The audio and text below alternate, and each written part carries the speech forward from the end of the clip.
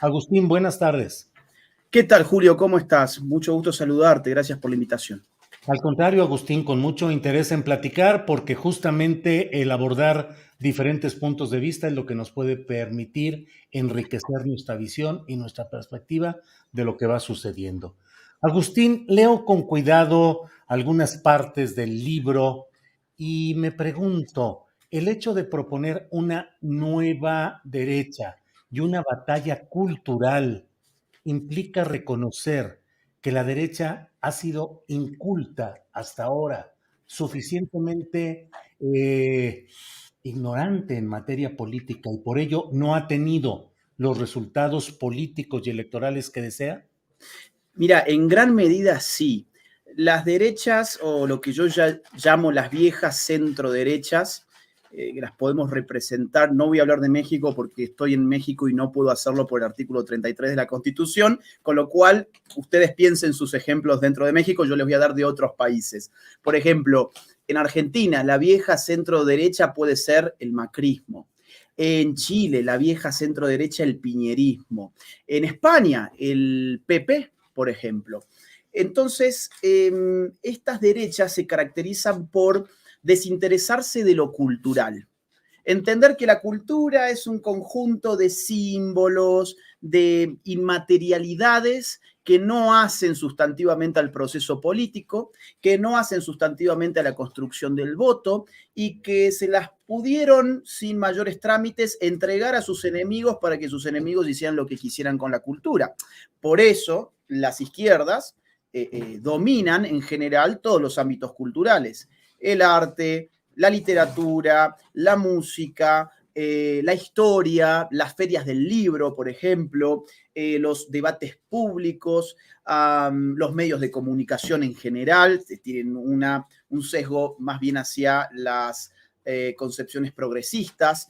Y esto fue porque la derecha pensaba que mientras la economía marchara bien, todo lo demás estaba dado por añadidura. El ejemplo clarísimo al respecto sobre esto es Chile. En Chile, con un sistema económico muy sano, una envidia para muchos países de la región, como por ejemplo el mío, Argentina, nosotros somos vecinos de Chile, los envidiamos siempre por el sistema económico, por que no tengan inflación, su PBI por cápita es altísimo, la reducción del índice de Gini, etcétera. Y sin embargo, por motivos culturales que la derecha nunca abordó en Chile, terminan hoy con una convención constituyente que promete tirar por la borda el esquema arquitectónico, jurídico, político y económico chileno. ¿Por qué? El Porque la dejado por derecha... Augusto Pinochet. Exactamente, O sea, exactamente. ¿reivindicas pues la figura de Pinochet? Bueno, yo lo que reivindico es el sistema económico que fundaron los Chicago Boys en Chile, que tuvieron una participación clara en el gobierno de Augusto Pinochet. Derivado de ese golpe de Estado que supongo que no condenas. Bueno, digamos, antes de Augusto Pinochet había una situación crítica en Chile. El gobierno de Salvador Allende fue un gobierno neodictatorial, anticipó lo que fue el chavismo en la región, es decir, es un adelanto de lo que es Chávez, por eso siempre la figura de Allende es tomada por el socialismo de nuestro siglo como emblema de lo que había que hacer, que no era guerra de guerrillas, sino que era meterse por la democracia para destruir el sistema republicano. Con lo cual hay que ver un poco más la historia de cerca, cuáles son las responsabilidades que no fueron solo militares en el caso chileno. Pero en concreto, si reivindicas, pues, estás a favor de la figura histórica del general Augusto Pinochet. No en lo que hace a la violación de los derechos humanos, sí en lo que hace a la reestructuración económica de Chile. El golpe militar, sí, pues. Contra Salvador Allende, que era un agente de Fidel Castro, sí, por supuesto. Fidel Castro sigue, perdón, la familia Castro sigue en el poder después de más de medio siglo, ¿sí? Y eso es porque las dictaduras de izquierdas nunca tienen un término claro. Augusto Pinochet llamó 2 veces a consulta popular para ver si él seguía o no seguía. Esto no significa que su gobierno haya sido democrático, que quede esto claro, pero digo, acá hay que sopesar y no descontextualizar históricamente la historia. ¿Estarías a favor de golpes militares parecidos donde hubiera un seguimiento de esas políticas castristas, por decir algo, Venezuela, No, Cuba, tal vez Honduras? no, no, ¿Estarías no, de no. acuerdo en golpes políticos, No, militares? no porque ya no son una solución a nada, tampoco lo han sido digamos, casi todos los golpes militares del siglo XX terminaron en una ruina política, económica, infernal. La excepción económica es la de Chile, que es de la que te estaba hablando. Hoy los golpes militares ya no existen, ¿no? Eso es parte de una Uh-huh. historia que ya no está presente. Agustín, en la realidad política y electoral continental y mundial, ser de derecha es un fracaso entonces. Sí, ser de derecha está tan mal visto que las personas de la derecha no se animan a decirse de derecha. Fíjese usted qué interesante, Julio, que en general las izquierdas no tienen ningún problema de asumirse de izquierdas. Una persona de izquierda puede muy bien en un medio de comunicación decir soy de izquierda y nadie se va a alarmar por ello.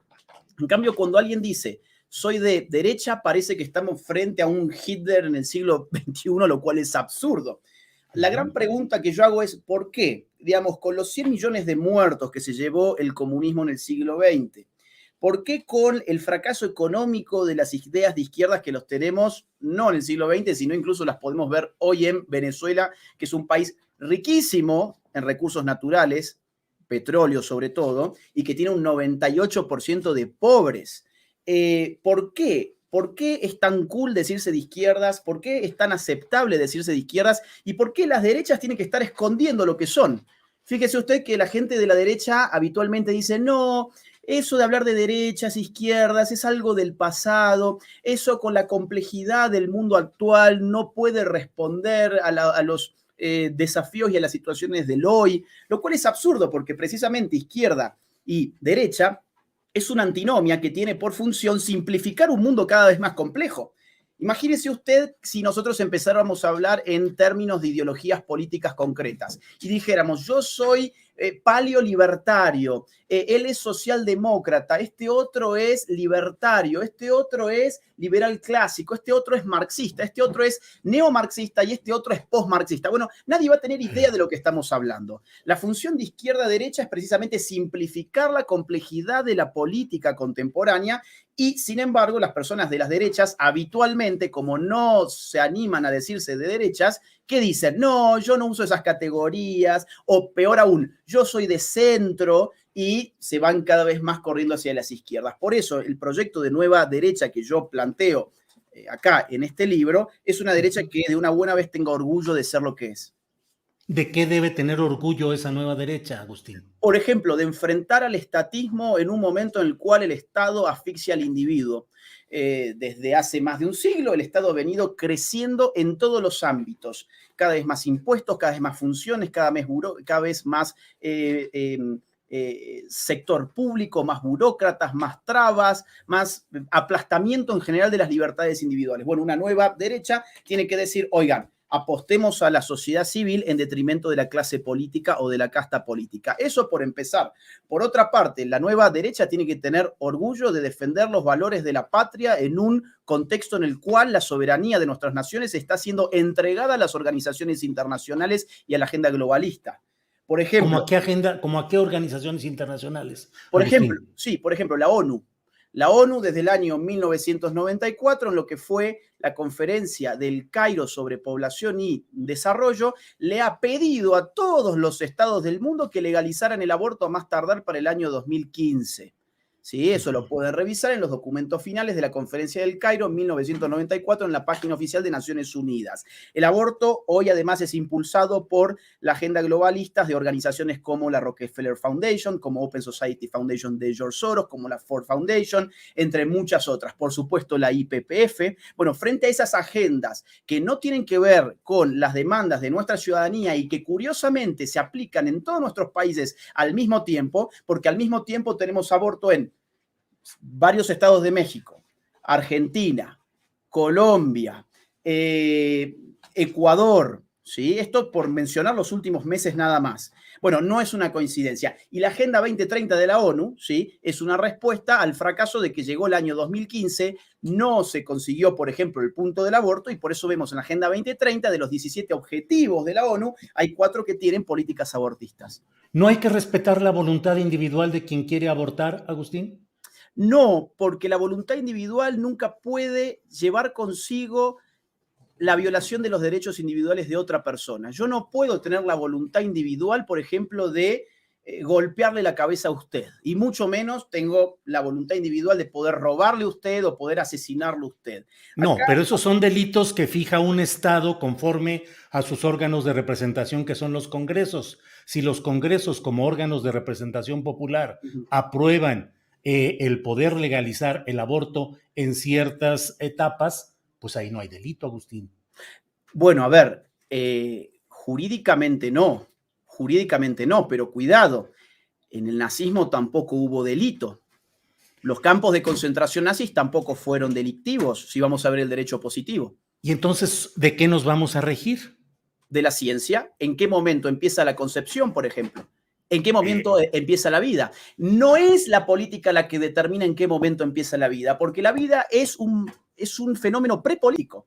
La política tiene que constatar en qué momento empieza la vida y a partir de eso decir, vamos a proteger la vida, ¿es un bien jurídico la vida o no es un bien jurídico? Si decimos sí, pues entonces el aborto es un delito. Si decimos, bueno, en algunos casos sí, en otros casos no, pues entonces habrá seres humanos de una categoría y seres humanos de otra categoría. Pero entonces entraríamos a no respetar las decisiones jurídicas que se tomen con cargo a representaciones populares. Bueno, yo le consulto. Vamos a suponer que en México el Congreso determina que a todas las personas que se llaman Julio las podemos matar por la calle. ¿Qué hacemos con usted? No, pero eso es llevar a un extremo aberrante, no No, se trata de eso. no, señor, si yo estoy usando su misma lógica. Usted No. parte de la lógica de que la voluntad soberana del pueblo puede legislar lo que sea. ¿Por qué no ¿Usted cree podemos matar a que las un personas? Congreso va a votar todos los que se llamen Julio, los vamos a matar? No. Lo que Bueno, están a ver, diciendo es en perdón, determinadas perdón. circunstancias. A Perdón, ver, perdón, lo han adelante. hecho con la raza. ¿Por qué no lo van a hacer con los Julios? A ver, Con la raza se refiere los a genocidios Alemania. siempre son legales. Eso es lo más curioso. Los genocidios son legales. Ajá. ¿Habla usted de Alemania específicamente? Específicamente de Alemania, pero podemos hablar de otros. Por ejemplo. Los gulags. Ajá. Los gulags fueron también parte de un esquema jurídico positivo, legislado, al calor del sistema comunista. Entonces, ¿a dónde vamos, Agustín? ¿A respetar las leyes o no? A respetar el derecho natural de vivir del ser humano cuando las leyes pretenden aniquilar el derecho a la vida. Pero el derecho natural no es el derecho positivo, se funda en una idea preconcebida que tiene más de religioso que de No, jurídico. no, en absoluto. En A ver, dígame, absoluto. A ver, dígame. bueno, por El derecho empezar, natural es creer que hay algo preconcebido que debe respetarse solo porque viene de una fuente superior. bueno, por empezar, la fuente de la vida no es la política, por lo tanto, la política no debiera ¿Cuál es la basarse fuente en de la la vida. vida? La naturaleza. O a usted, ¿quién le ha dado la vida? El Sí, sí, Estado. la naturaleza, la naturaleza. Claro, De por acuerdo. eso el derecho natural es antes del derecho positivo. Y algo muy importante, no se olvide, por favor, que si el nazismo fue condenado, fue gracias al derecho natural y no al derecho escrito.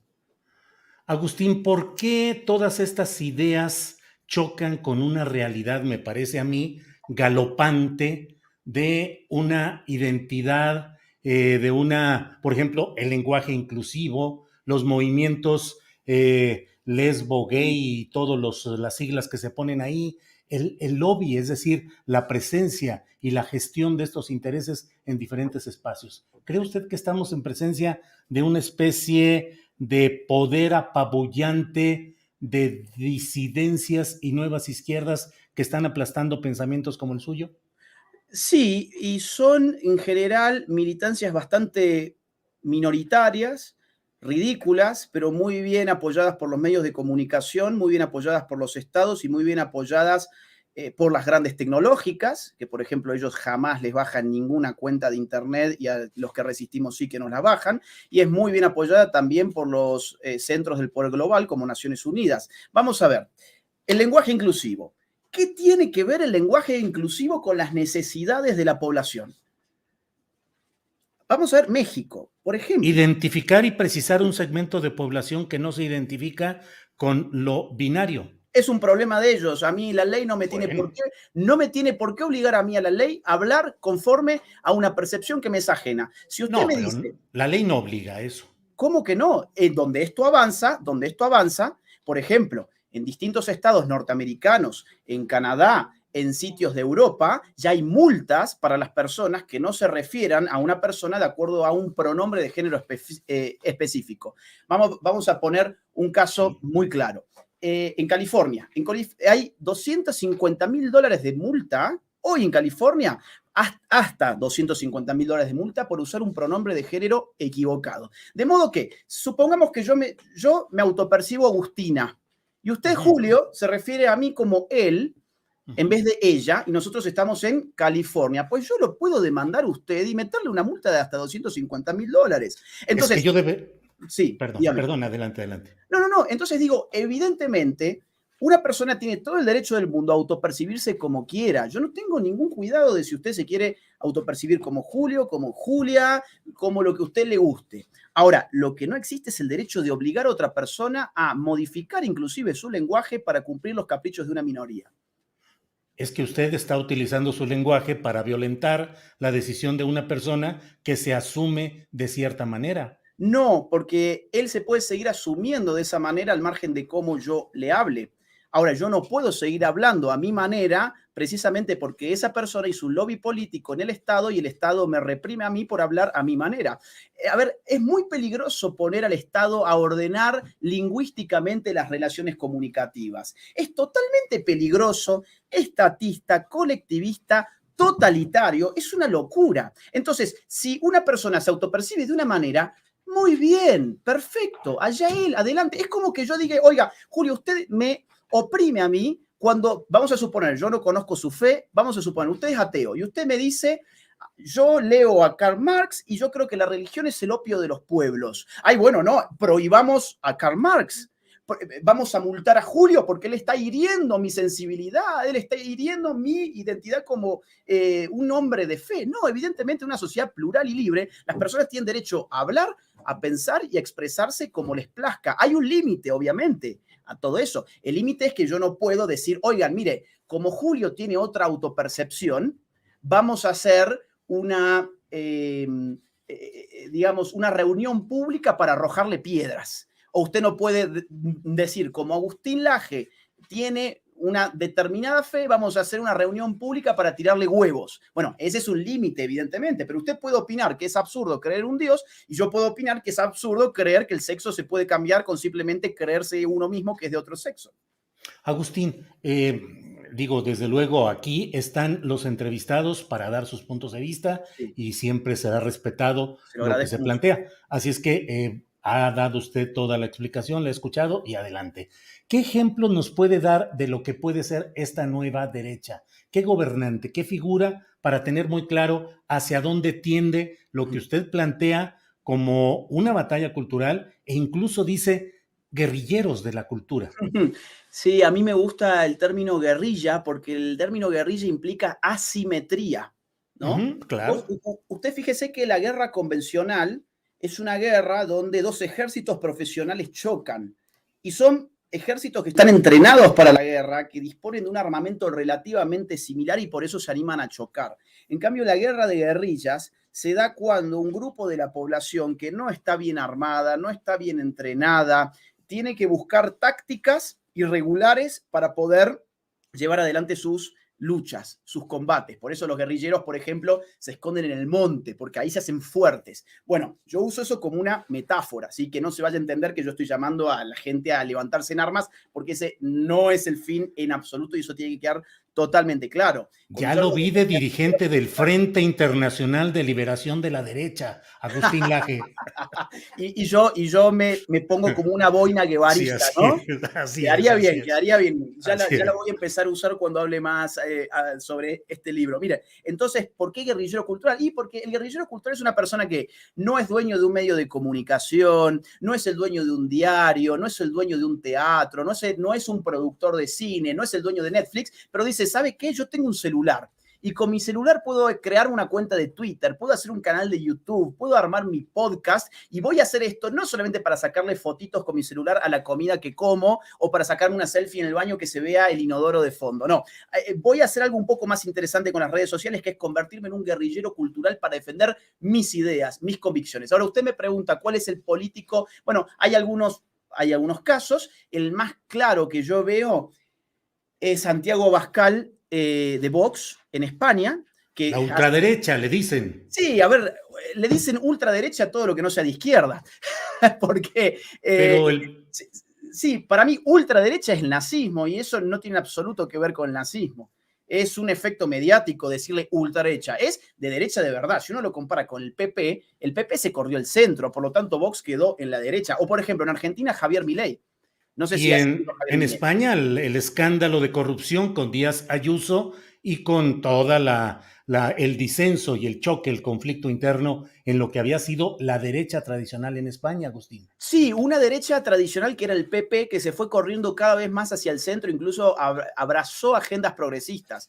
Por ejemplo, la agenda del aborto. Es una agenda que el PP no enfrentó, la agenda LGBT, que era de lo cual hablábamos recién, no enfrentó, la agenda del feminismo no la enfrentó, entonces por eso aparece Vox como una nueva derecha que sintetiza distintos grupos, a los patriotas, a los conservadores, a algunos libertarios. Eso yo creo que es un ejemplo de nuevas derechas y que está teniendo lugar en muchos otros países. De un gobierno, Agustín, deme por favor un ejemplo de dónde ha gobernado esta idea de lo que puede ser nueva derecha. Todavía ninguno porque es un fenómeno muy reciente. De hecho, la nueva derecha está en construcción. A ver, lo más parecido de un gobierno de nueva derecha que uno podría ver puede ser el gobierno de Donald Trump, por ejemplo. Eso Esa.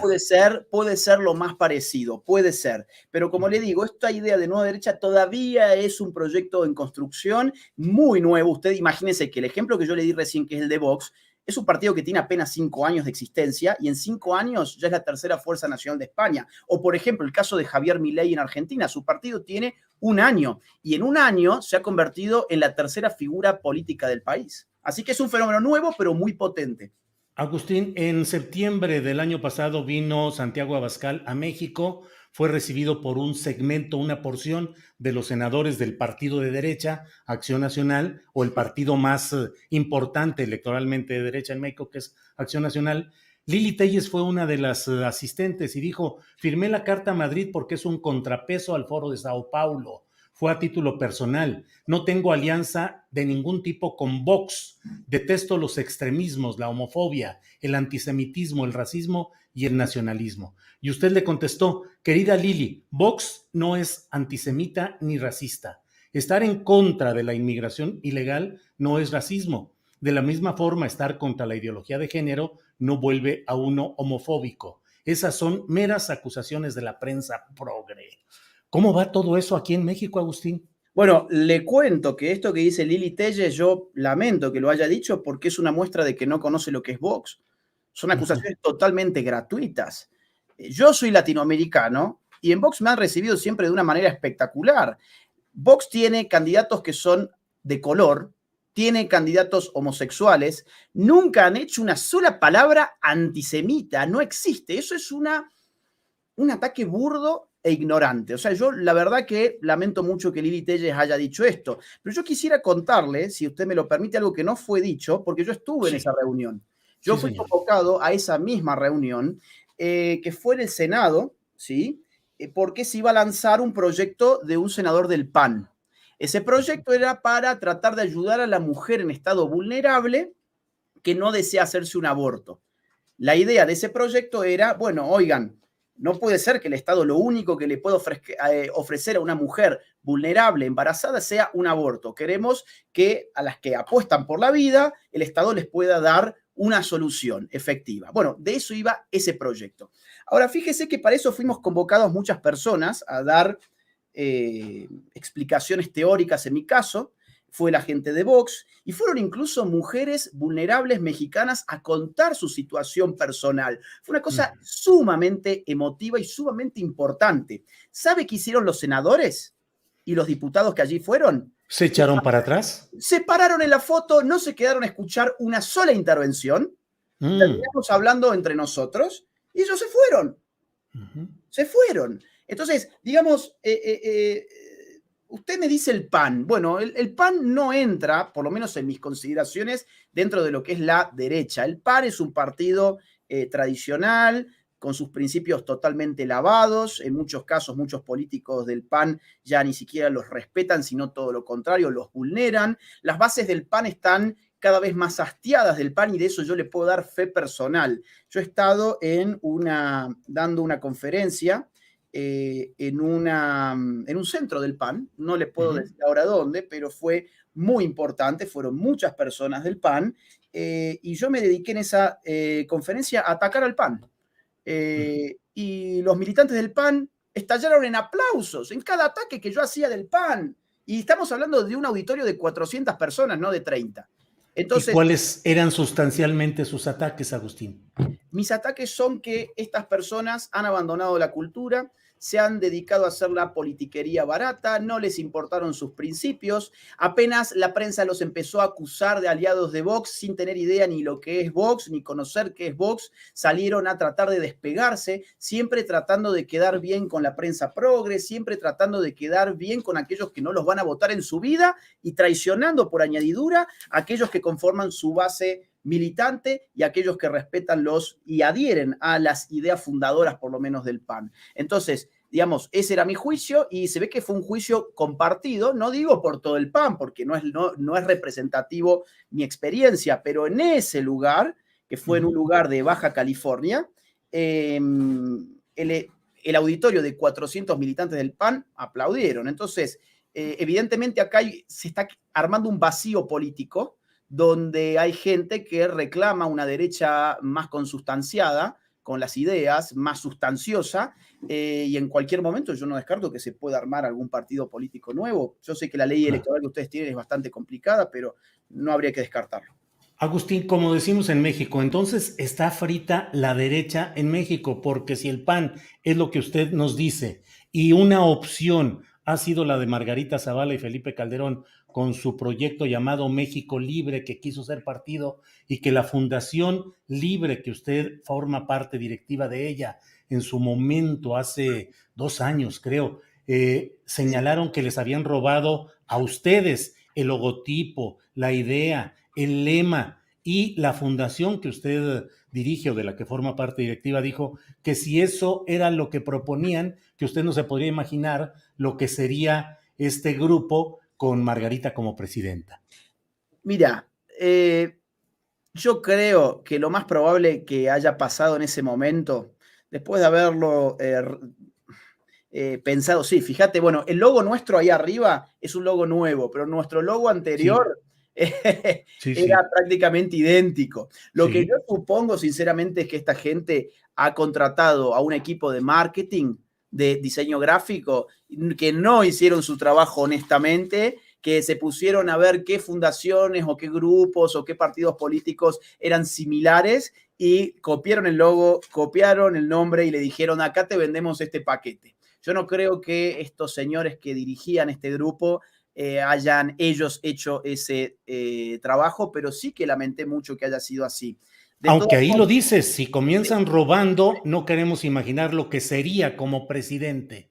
Sí, ha sido una lástima enorme que estas pequeñeces pasen. Ahora, fíjate vos que Pero tiene usted, Agustín, sí. un juicio positivo de Felipe Calderón y de Margarita Zavala como políticas. No. No, yo creo que la nueva derecha tiene que ser hecha con outsiders. Usted fíjese en los nombres que yo les he dado.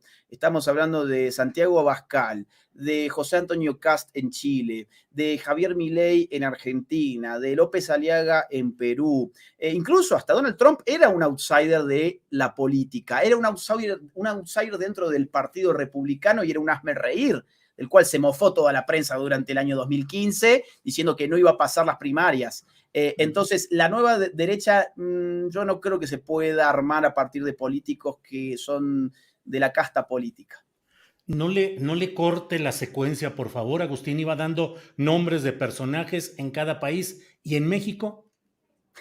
En México tienen un problema enorme que es la ley electoral.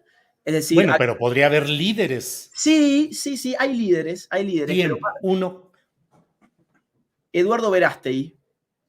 Yo creo que Eduardo Verástegui, él tiene algunos condimentos muy interesantes. Por ejemplo, vamos a ver, es joven.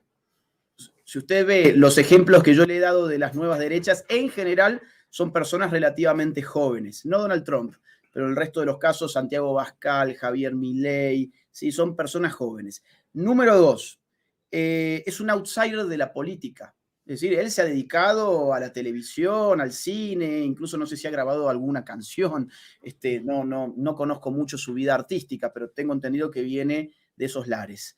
Actor, activista contra el aborto, Exacto. relacionado con grupos católicos. Bueno, y ese es el tercer punto, que él tiene un activismo social que es reconocido por mucha gente, es decir, no es un desconocido outsider, es un outsider de la política, pero conocido en un sector.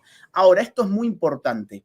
El proyecto de Nueva Derecha, por lo menos que yo pienso en este libro, no es un proyecto religioso ni sectario.